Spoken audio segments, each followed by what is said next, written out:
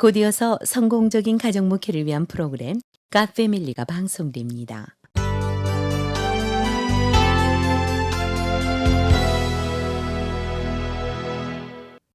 부모가 자녀에게 실제적으로 물려줄 수 있는 유산은 대인 관계에서 성공할 수 있는 자존감입니다.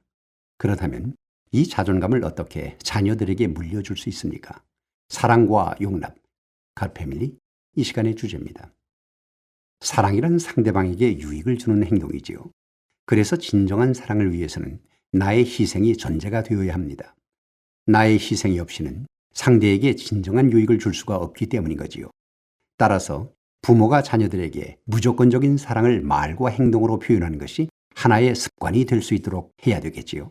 예를 들어서 나는 네가 공부를 잘하든 못하든 관계없이 언제나 너를 사랑한단다. 이렇게 말을 해주는 겁니다. 그 이유는 간단하지요. 자녀에 대한 부모의 무조건적인 사랑은 바로 하나님으로부터 주어진 것이기 때문입니다. 그렇다고 해서 하나님의 사랑이 우리들의 죄악까지 용납하는 것은 아니지요.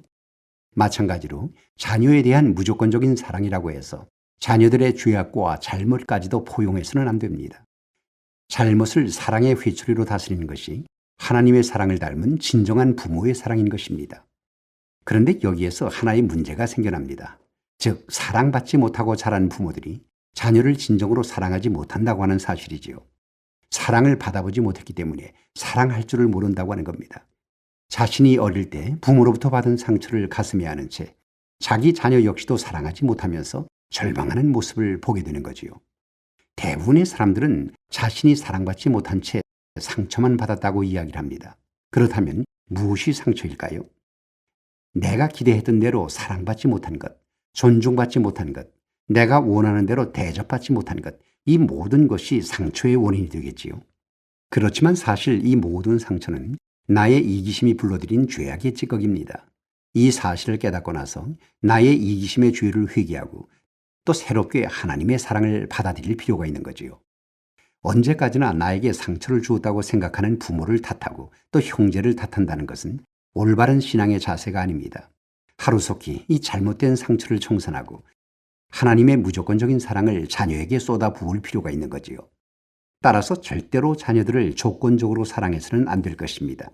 부모의 말을 따르는 자녀는 사랑하고 또 그렇지 못한 아이들에게는 무관심하다면 그것은 자녀들에게 또 다른 상처를 안겨주는 잘못이 되는 거지요.